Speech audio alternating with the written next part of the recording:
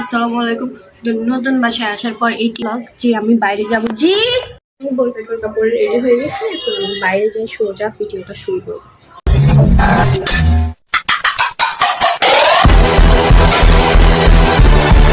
থেকে বেরোয় আমি সোজা মাইজদি চলে আসছি। রাস্তাঘাটে এত বেশি জ্যাম, গাড়ি পাওয়া যায় না, যার কারণে আমি কোনো ভিডিও করি না, ফোনটা জাস্ট ব্যাগে ঢুকে নিয়ে আসছি।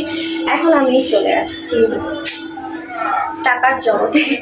আজকে আমার অনেক কিছু কেনাকাটা করতে।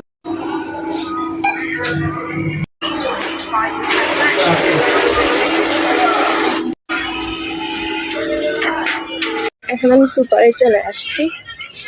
তো বেসিক্যালি মাইজদিকে আমার যে জন্য যাওয়া সেটা আর হয়নি, কোনো একটা কারণ আমাকে বাসায় চলে আসতে হয়েছে। সো আমার সব কাছে আমি সাইড করে জাস্ট বাসায় চলে আসছি। বাসায় আসার পর থেকে আমি শুয়েছিলাম, এখন উঠছি, একটু খাওয়া দাওয়া করবো, দেন দেখি কি করা যায়। আমার অনেক বেশি ঘুম আসতেছিল যখন আমি বাইরে গেছি। আজকের ওয়েদারটা একদম শীতকালের মতোই, কোনো রোদ নাই, কিচ্ছু নাই, হালকা হালকা বাতাস আছে। বাতাসের সাথে কিন্তু একটু ঠান্ডাও লাগে। এটা হচ্ছে আমার বারান্দার আরেকটা সাইড, আর এইটা হচ্ছে আরেকটা সাইড। বাসায় আসার পর থেকে এই গাছটায় একদমই পানি দেওয়া হয়নি, এই যে গাছের গোড়া দেখলে বুঝতে পারবো। সো এখন আমি পানি দিব গাছটায়।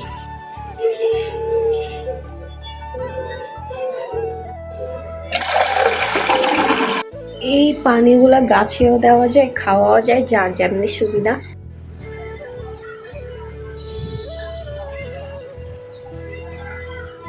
এখন আমার একটা পার্সেল আসছে, আমি ওইটা রিসিভ করতে যাব নিচে। আমি এখন যাচ্ছি আমার পার্সেলের জন্য নিচে। আমি চাই আমার একদম দরজাটা নক করবে আর আমার পার্সেলটা হাতে উঠে দিবে এভাবে, কিন্তু আমি আম্মুর ভয়ে পারি না, এরকম জীবনে সম্ভব না। এইভাবে আমি আমার পার্সেল রিসিভ করবো। 10 মিনিট ধরে ওয়েট করার পরও আমি ডেলিভারি বয়ের কোনো চেহারা দেখতেছি না।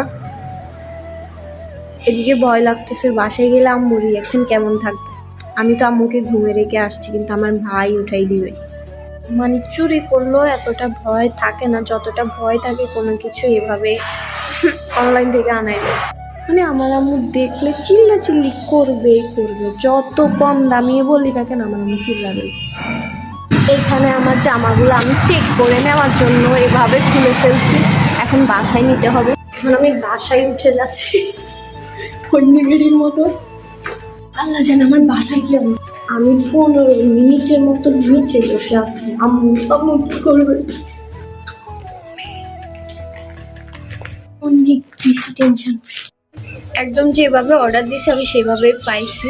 তো ওখান থেকে আসার পর দেখলাম যে আম্মুর জন্য যে ভয়টা পাইছি ওইটা কিছুই হয় না, আম্মু ঘুমেছিল হয়েছে। তারপরে আমি যখন জামাগুলা খুললাম, আমি ট্রায়াল দিচ্ছিলাম, তখন গিয়ে আম্মু দেখছে, দেখার পর চিল্লানি কারে কয় চিল্লাইছে। তারপর আর কি আম্মুকে বুঝবাস দিয়ে জামাগুলো জায়গা মতো রেখে আমি সোজা খেতে গেছি। তখন আর কোনো ফোন ইউজ করি নাই, কারণ হচ্ছে আম্মু এমনি খেপেছিল, ফোন টোন দেখলে চিল্লাইতো আরো বেশি করে। খাওয়া দাওয়া শেষ করে রেস্ট নিলাম, তারপর বারান্দায় আসলাম। এখন আমি খুব সুন্দর, খুব মজা, টেস্টি একটা জিনিস খাচ্ছি, আমার দাঁতের মধ্যে দেখা যাইতেছে। আমি যেটা খাচ্ছি সেটা হচ্ছে বানানি। আম্মু নোয়াখিলা বাসে আমরা এটারে বানানি কই, তোমাদেরকে এখন দেখাই। তো এইটাই আমার বানানি।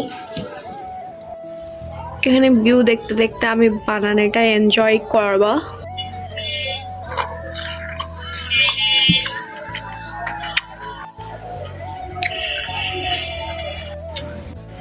তো এই বানানের মধ্যে আমার ভাই 2-3 রকমের আচার দিছে। এটা হচ্ছে বড়ই আচার, আর দিছে তেঁতুলের চাটনি, আর এইটা হচ্ছে মূলা, তার সাথে শসা, ধনিয়া পাতা, রসুন, লবণ। জাস্ট কালারটা দেখো কত সুন্দর আর কত মজা হয়েছে। এগুলা একদম আমি কি বলতাম, যারা বানানি খায় তারা জানে। না এত জ্বালো না, তো ডাল লাগা দিলে খায়, কারণ এটা হানি সকার খাইছি। আমার কাছে কোনো ঝাল লাগতেছে না, হাতের কাছে ঝাল লাগে। দুধের গুঁড়ো খাইছি, ডাল কমে। মানে এইসব জিনিস খাইতে আমার একটু বেশি ভালো লাগে, মানে একদম এক্সপার্ট আমি এগুলো খাইতে। যত জাল থাকুক, যত টক থাকুক, আমি খাইতে পারি।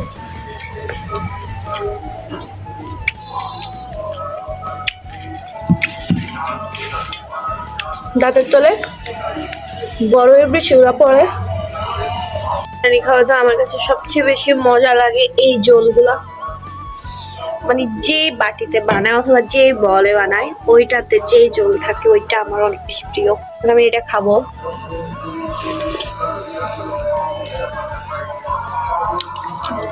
ঝাল কিন্তু সত্যি হয়েছে, আমার সর্দি হয়ে গেছে।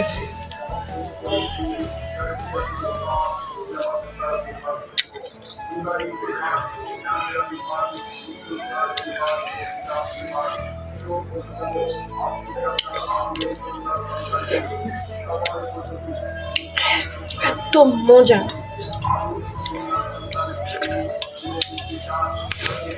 মানে যেমন ঝাল তেমন মজা,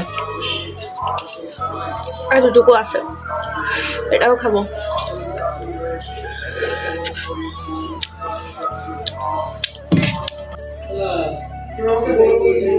আসলে অনেক বেশি ঝাল ছিল, আমার নাকের এই সাইডটা দেখলে বুঝতে পারবা ঝাল, কিন্তু আমার কাছে ভালো।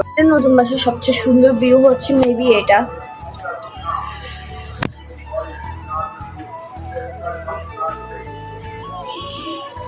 আমার কাছে এটা অনেক বেশি সুন্দর লাগে, কার কাছে কেমন লাগে জানি না।